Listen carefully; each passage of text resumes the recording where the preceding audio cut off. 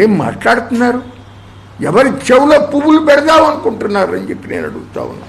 ఇవాళ మళ్ళీ ఆర్టీసీ స్థలం ఇస్తారా అక్కడ? ఇప్పటికే బందర్ రోడ్లో సరైన ఆలోచన లేకుండా శ్రీ చైతన్య, నారాయణ ఈ విద్యా సంస్థలకి ఆ రోడ్లో ఉన్న బిల్డింగుల్లోనే కాలేజీలు పెడతానికి మీరు అవకాశం ఇచ్చారు. ఆ కాలేజీలు వదిలిన టైంలో ఎంత ట్రాఫిక్ ఇబ్బంది అవుతా ఉందో ఇవాటికే జరుగుతూ ఉంది.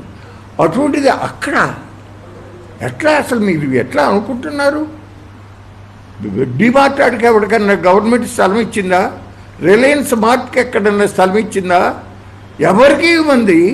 లులుకే మీరు స్థలం ఇవ్వటంలో దీని వెనకమాల చాలా అవినీతి ఉంది అని చెప్పి ఆరోపించడానికి అవకాశం ఉందా లేదా అని నేను అడుగుతున్నాను. ఇదే పని జగన్మోహన్ రెడ్డి చేస్తుంటే అమ్మో ఎంత అవినీతి అయిపోయిందో అని చెప్పి మీరు తెలుగుదేశం పార్టీలో ఉన్న నాయకులు అందరూ ఎంత గొడవ పెట్టేవాళ్ళు. ఇవాళ మరి ఏం చేయాలి చెప్పండి? సుప్రీంకోర్టు జడ్జిమెంట్లు ఉన్నాయి.